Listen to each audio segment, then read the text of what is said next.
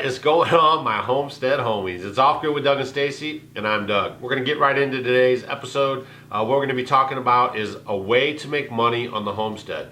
Well, now, we have several different ways that you can make money on the homestead, and we're going to come out with these videos, just kind of releasing them here and there.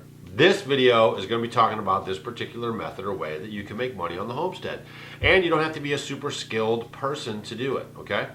So we get a lot of comments and questions and emails and private messages about ways they can make money off the homestead, because what happens is you're programmed in to go to a building, work for somebody else, and then come home.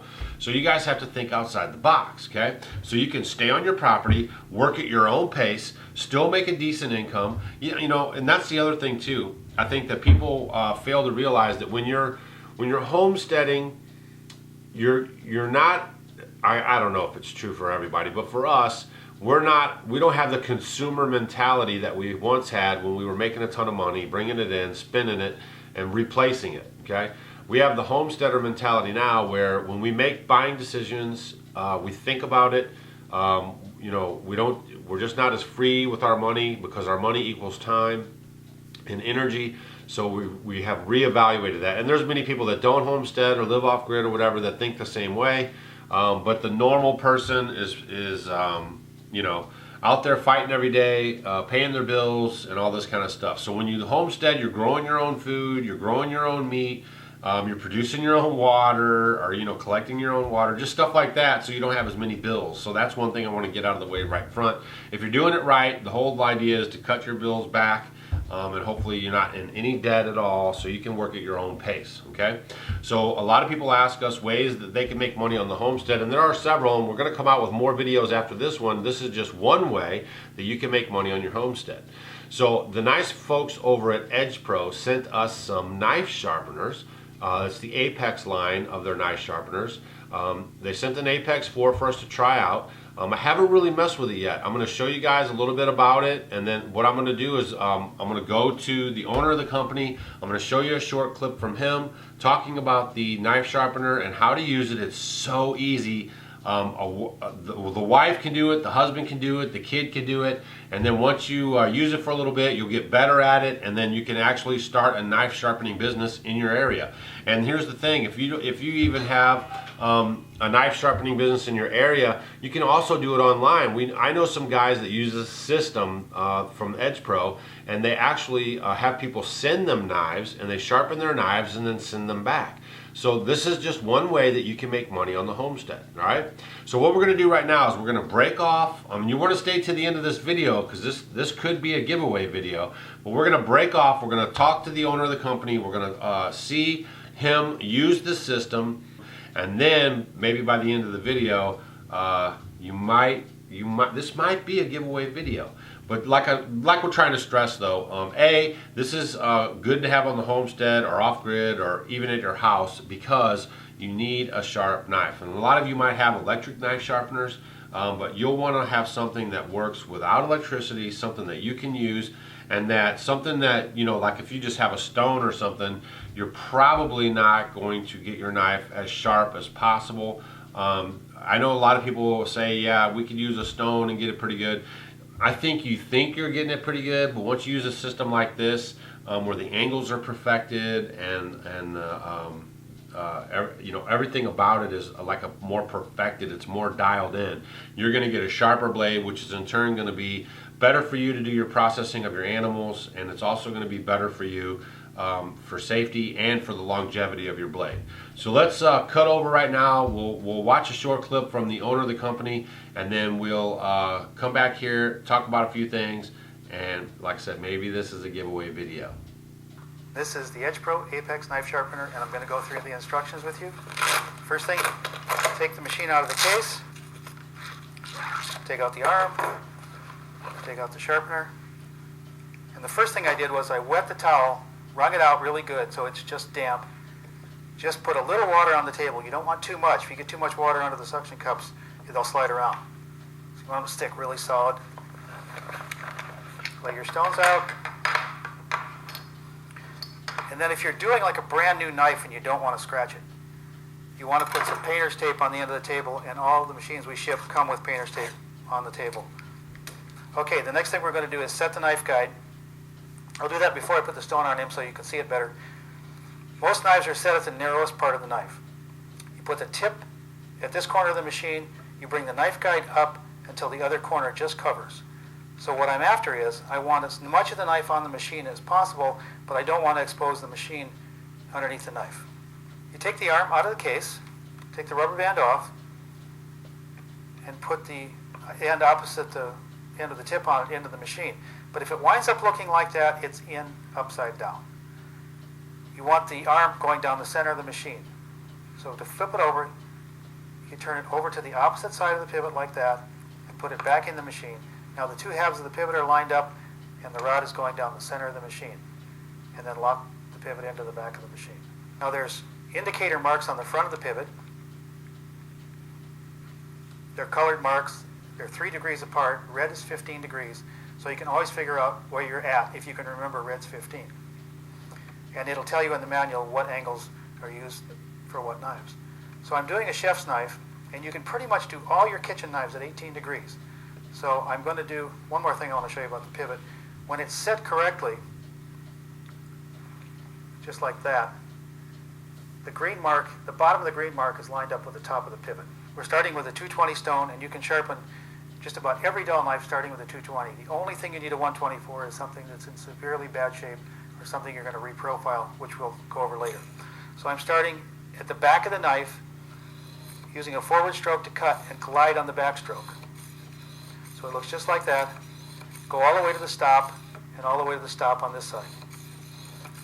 Now these stops on this machine are set up so that there's no way you can get your hand in contact with that sharp edge. This has a very large catch on it. And it's almost impossible for you to get your hand over the knife. But even if you could, you have a second stop on the pivot, and if anybody were to fall into you from behind really fast, the only thing that's holding the knife against the knife guide is the pressure you're keeping here. So the second you let go of that, the knife goes away. So we're going to sharpen down the blade. If you have trouble moving the blade at the same time you're sharpening, make a few strokes, slide the knife, make a few strokes, slide the knife.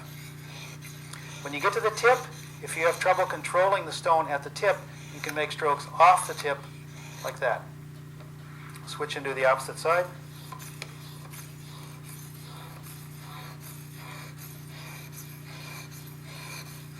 So you sharpen it until you get a burr on the knife, which I already have, but this knife is in very good shape. It's going to take you much longer to do every single operation I do because I want to go through it quickly with the video.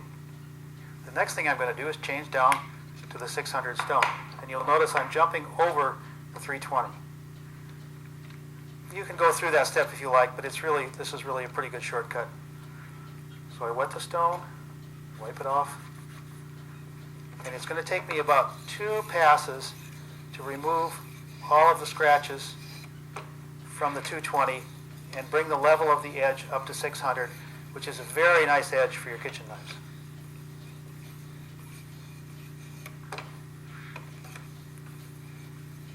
So now you can feel the burr again, and as the burr gets smaller, as the stones get higher in grit, it gets harder to feel it. A lot of people can't feel the 320 grit, it's pretty fine, but it's there.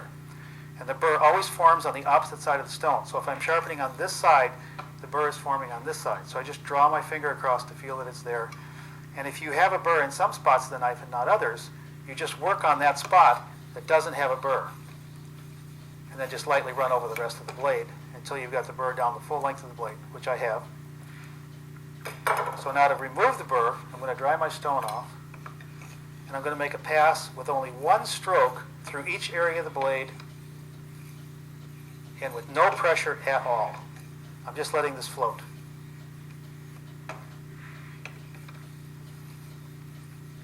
And as you're holding the knife, you will notice when you're learning, you will be pushing down on the blade. You don't need to do that. But when you're learning, it takes at least 10 or 15 knives before you can get this hand to relax. You can see it takes nothing to hold the knife there. It just stays there. It's pinned to the table by the stone. So after you start to get this hand to relax, you just let the heel rest on the heel of your hand so that you can keep the knife still at the tip. Now we're going to use a ceramic to finish the edge. And I just need to use an angle that's more than I sharpened at. So I sharpened at 18 degrees. This is a 20-degree angle, and that'll give you some idea. You can just take a protractor and cut a piece of cardboard so you can see the angle. But it's not really angle sensitive. I can use quite a bit more angle, and it still works absolutely perfect.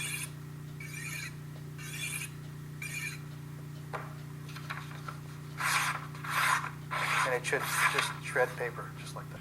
All right, guys, so you just saw a nice demonstration on how the Edge Pro Apex is operated, okay?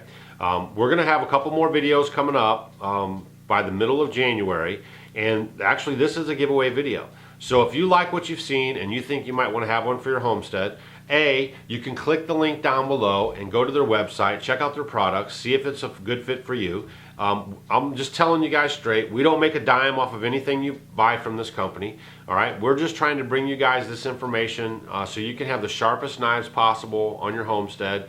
You know, if you have your own little special way you like to sharpen knives, more power to you. No one's saying that your way is wrong or anything else. All we're trying to do is for the person who's new at this or who's never really sharpened a knife, this is a great system that will last a lifetime. And this system can it can actually make you money on the homestead. You can become a knife sharpener, build up your clientele, and sharpen knives to make money. Or B, just make sure that all your knives are in good operating order, so when you're doing your butchering of your turkeys or your chickens or your ducks or whatever it is you butcher on your homestead, that you have the sharpest knife possible, you know, to complete that task. Okay, so check out the link below, and we'll have all the information there. You can go check out their website, and you can take it from there. But we are going to be giving away an Edge Pro Apex 1 that they sent to us for you guys, for one of our subscribers that's going to win. And what we're going to do is, in this video, you're going to say, "You guys are sharp." I love these giveaways. All right. So you're gonna say it in this video, but there's gonna be like 2 or 3 more videos. Anytime you see the Apex, Edge Pro Apex in the video, you are going to comment, and you're gonna clearly see it. It's gonna be like the strum stick thing that we did earlier, but you're gonna clearly see it, and then you're gonna say in that video, "You guys are sharp." And then we're going to randomly pick a winner January 15, 2017, and then get that shipped out to you. And don't forget that our essay contest also ends on January 15th, and we're getting some more entries in. We're going to be reading those to you guys in upcoming videos. And you know, it's been a lot of fun. We really appreciate the homeschooling crowd getting behind this essay contest. It's good for you guys as far as homeschooling goes, and it's good for us because we like to see the young kids you know, getting in there and having fun on the homestead. So this is Off Grid with Doug and Stacy. Until we see you guys on the next video, make sure to check us out on Instagram, Twitter, and Facebook. And we hope you're having a great day.